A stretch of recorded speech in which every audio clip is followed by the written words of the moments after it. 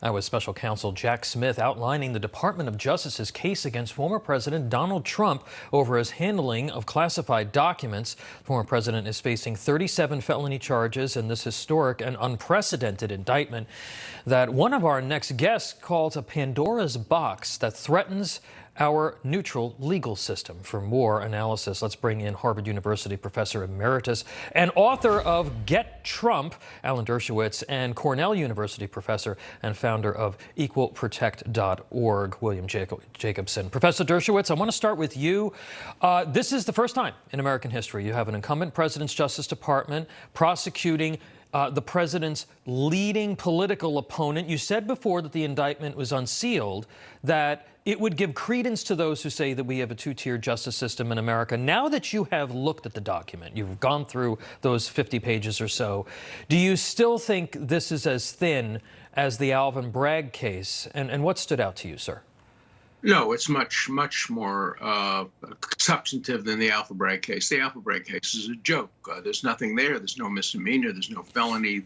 Nothing. This case contains a tape-recorded statement by President Trump, essentially acknowledging that he was waiving material in front of strangers, who he realized that the material could have been declassified, but wasn't. But there's no question that all of this resulted from Donald Trump being targeted. It would never have happened had they not targeted him in the first place. Right. And so there's a mixed picture here. They would never have indicted him but for the targeting. But once he was targeted, he gave them material through that tape-recorded statement and through statements he allegedly made to his lawyers that give a basis for an indictment. It's still very dangerous because it still results from him having been targeted, which was improper in the first place. Professor Jacobson, looking at this indictment, there was one particular account that stood out to me, and it describes a conversation, I believe Professor Dershowitz just mentioned one of them, between Trump and his legal team, in which Trump said the following in reference to a member of Hillary Clinton's staff. He said he was great, he did a great job, he was the one who deleted all of her emails, the 30,000 emails, because they basically dealt with scheduling and going to the gym and beauty appointments. So he didn't get in any trouble because he said that he was the one who deleted them. Now, if you're Jack Smith, I assume that this is one of those ways that you suggest to a jury that the former president was directing his attorneys or his personal aide to destroy evidence. Do you think that this case should have been brought to begin with? And why haven't we seen similar action, to Professor Dershowitz's point, against President Biden? Right. Well, I think a couple of things can be true, as Professor Dershowitz pointed out, that Donald Trump has been targeted for several years by multiple levels of prosecutors for political reasons, and that's really damaging to our society. On the other hand, there may be enough here to justify an indictment, particularly based on the possession and transmission, arguably, of national defense information. But when it comes to the obstruction of justice charges, there's a lot that's not in the indictment that we would need to know. So, for example, what was the response of the lawyers to that comment by Donald Trump? What was his tone of voice when he said it? These are things we don't know. Did the conversation go any further? And there are a number of statements, snippets really, of statements attributed to Donald Trump that we don't know the context of them. Do they rise to the level of an instruction to the attorneys to obstruct the investigation? Yeah. There's really not enough in the indictment to prove that. That's something that would have to be proven at trial. That's right. But this comes across as a very political, argumentative sort of document.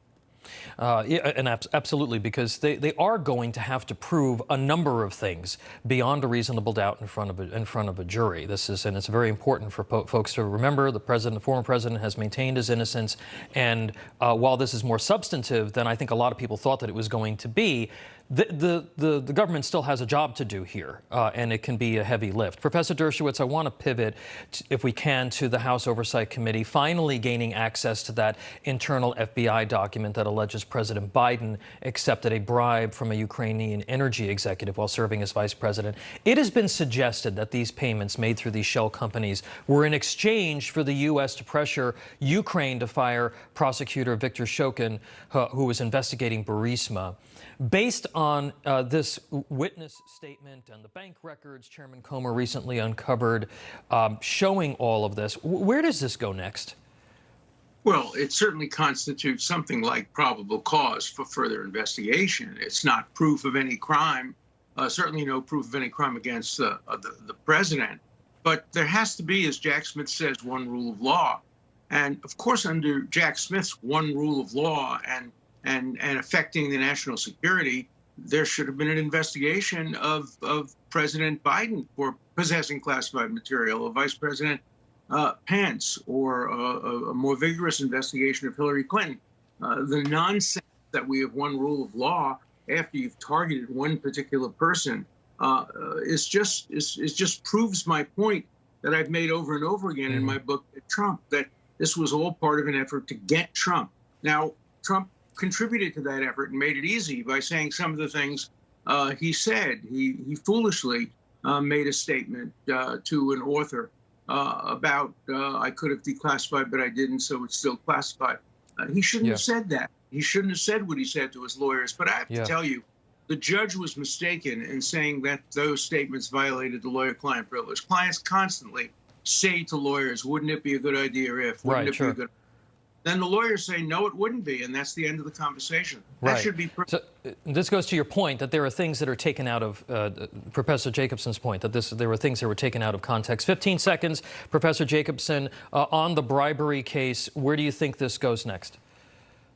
Well, I don't think it's going to go anywhere because I don't think there's any political interest on the part of the Department of Justice to prosecute the Biden family. One thing about the Trump indictment, the one thing that's missing that jumped out at me is there's no claim that this information, which was stored in a very sloppy manner, actually fell into enemy hands, actually caused damage to our national security. And what it is that there was the possibility of that. And when you're going to prosecute a major political candidate in campaign season, I think prosecutorial discretion there has to be requires more. It has to rise to a certain level, certainly. Absolutely. All right, Professor Alan Dershowitz, once again the author of Get Trump, and Professor William Jacobson. Thank you both. We appreciate you.